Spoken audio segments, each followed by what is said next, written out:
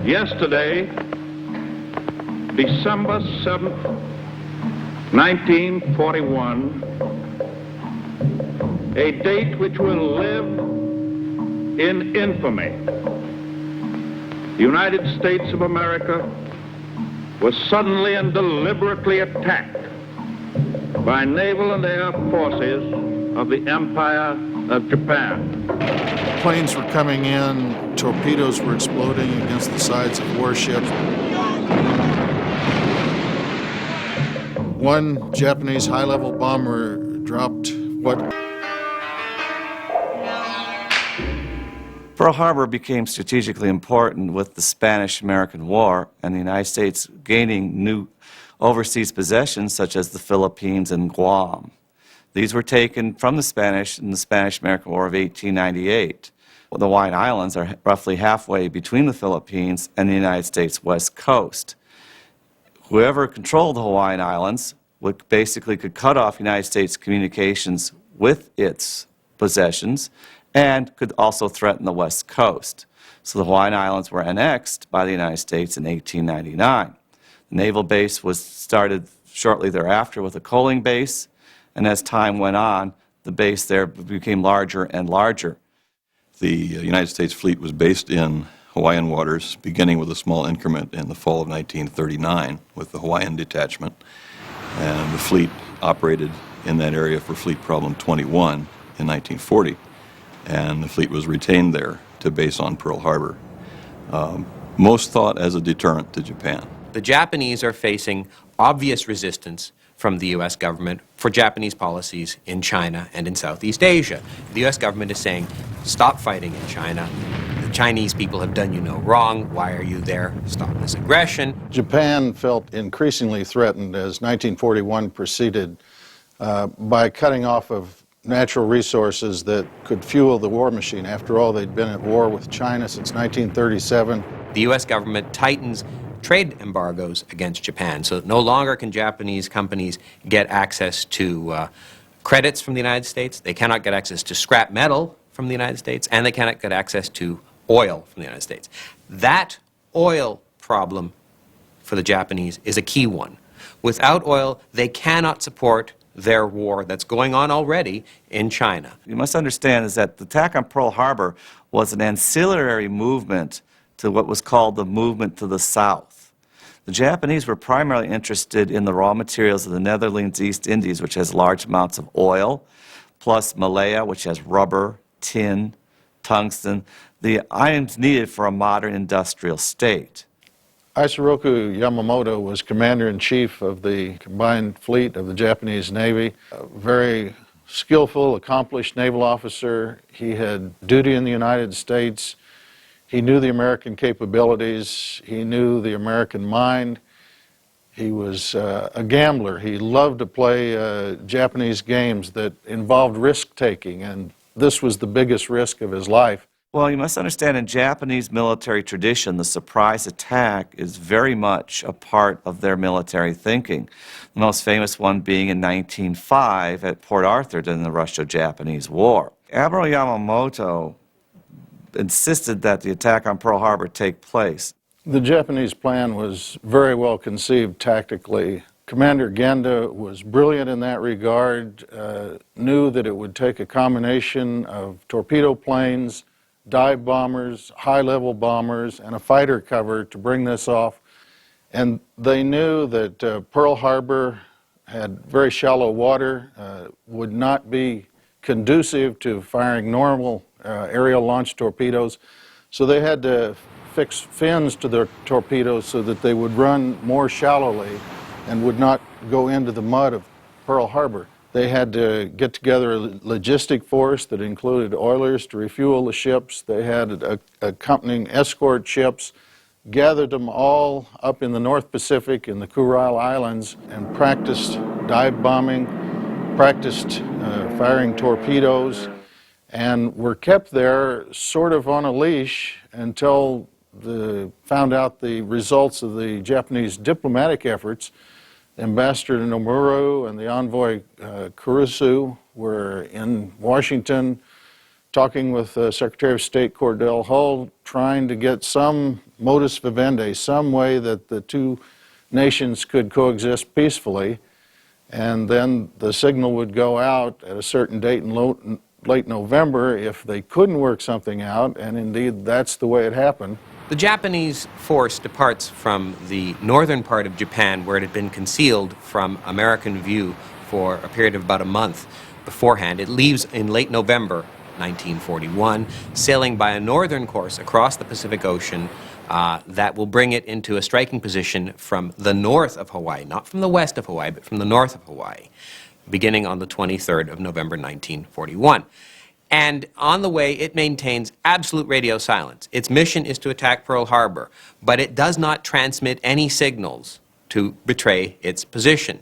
So the American fleet at Pearl Harbor has no clue of where the Japanese Navy's main striking force is located. And when I say main striking force, I'm talking about the cream of the Japanese Navy. 6 large aircraft carriers, 2 battleships, and assorted cruisers and destroyers as escorts, plus some submarines that are there to act as scouts if need be.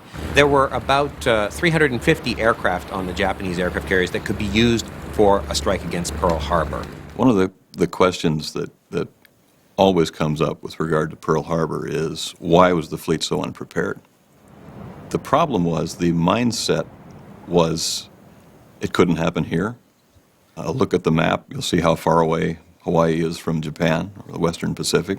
Starting in January of 1941, Admiral Husband Kimmel, who was the commander-in-chief of the U.S. fleet at Pearl Harbor, has his fleet in Hawaii ready to respond to any Japanese aggression as needed. He is, at that time, exercising the fleet, but at the same time faces a serious problem because his own forces are being drawn off to the Atlantic to respond to the German threat that is posed to the United States, and President Roosevelt wants those forces in the Atlantic fleet. So he's losing some of his strength to the Atlantic. Admiral Kimmel's role in preparing the fleet for war was to make sure that it was ready for action with Japan when the war started. And to that end, the fleet was constantly engaging in exercises. They'd be at sea during the week and in port during the weekends, which unfortunately allowed the Japanese intelligence operatives on Oahu to get an accurate picture of what the fleet would be doing and when. Husband Kimmel's chief opposite number on Oahu was Lieutenant General Walter Short, who was the commander of the Army's Hawaiian Department. Short basically was an infantry officer. He was in charge of the defense of Fortress Hawaii. His specific instructions from the Chief of Staff, General Marshall, was the protection of the fleet when it was based at Pearl Harbor. So he was ultimately responsible for the air defense and the ground defense of the Oahu.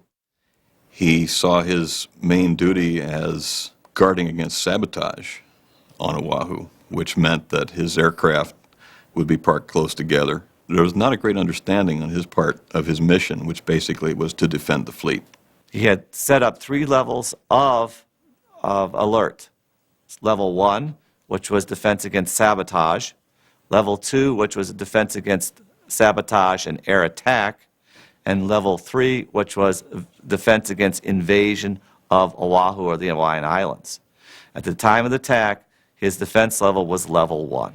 Notify Com 14 that we've dropped depth charges on a sub operating in our security zone. Pass.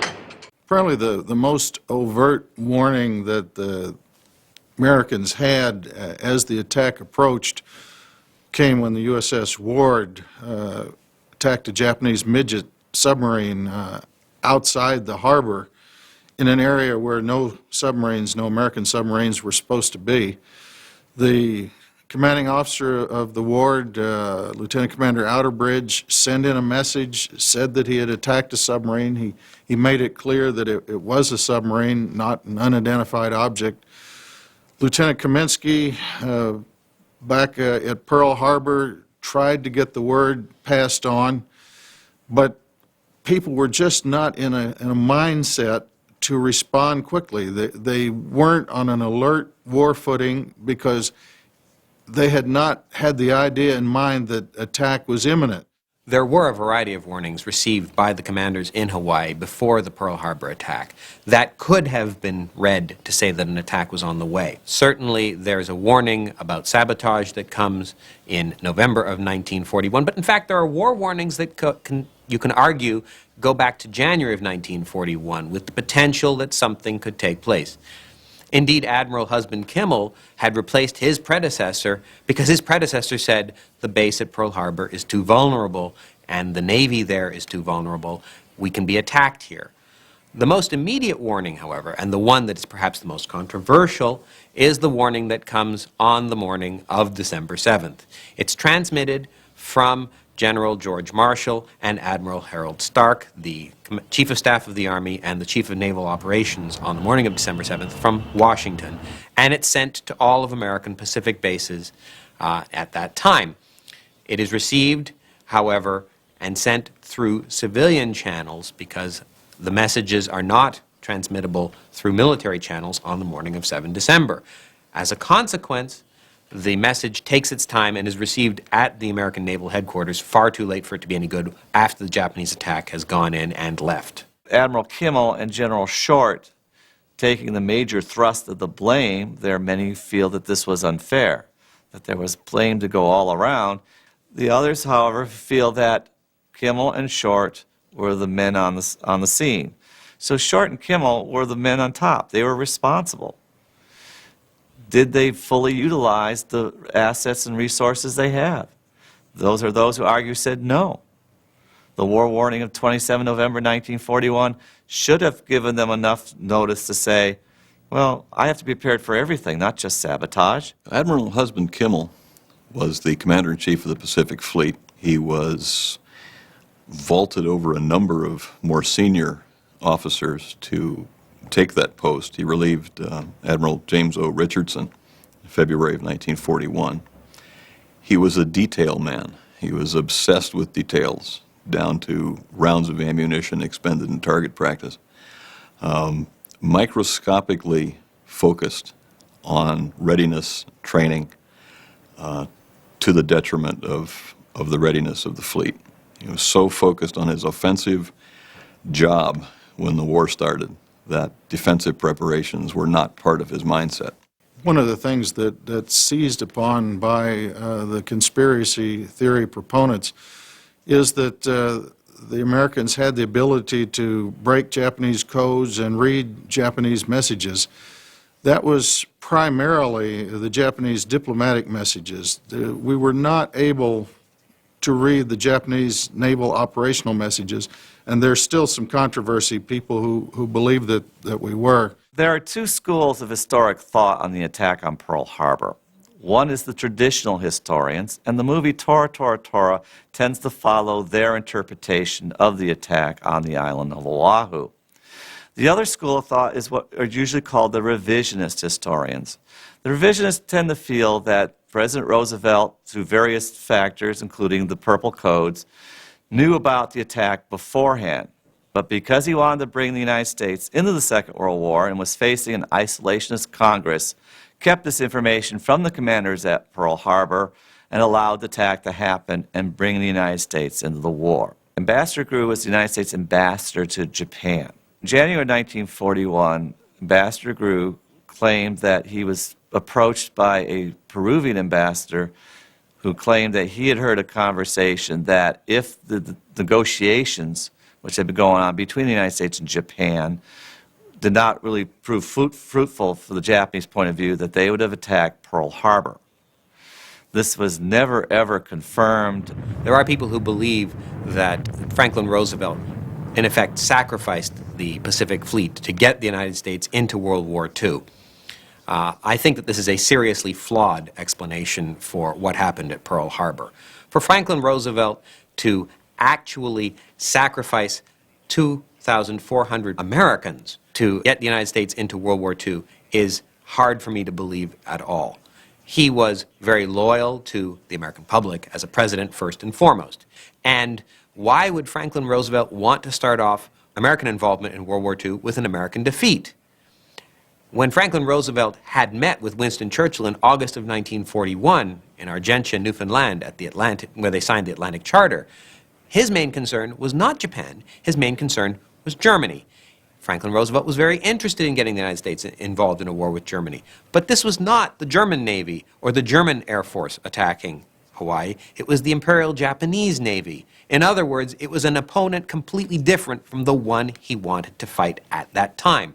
One of the, I think, the misconceptions about Pearl Harbor is that it destroyed the fleet.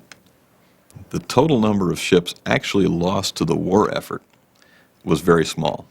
The Arizona, the Oklahoma, and the Utah.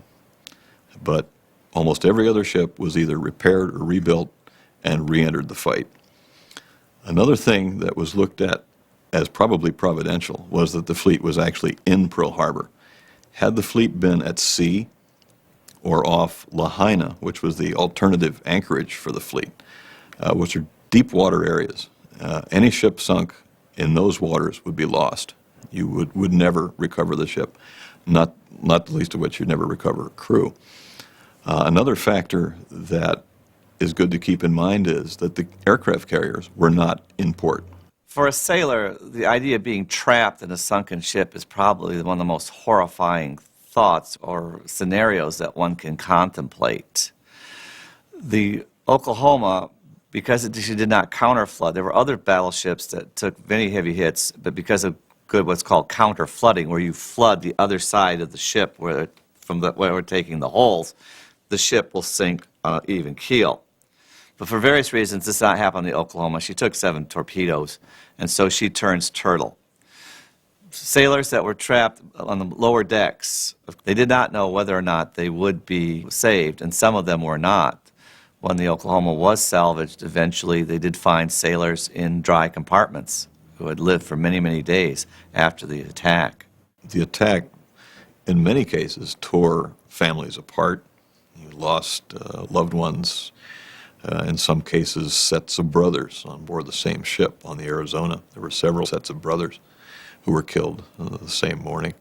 When Americans hear the date, 7 December 1941, and what I hear, when I think of when I hear that date in particular, is, first of all, the importance of remembrance of the sacrifices that Americans have made to get where we are in the world today, in war and in peace, and sometimes that involves going to war to defend American values.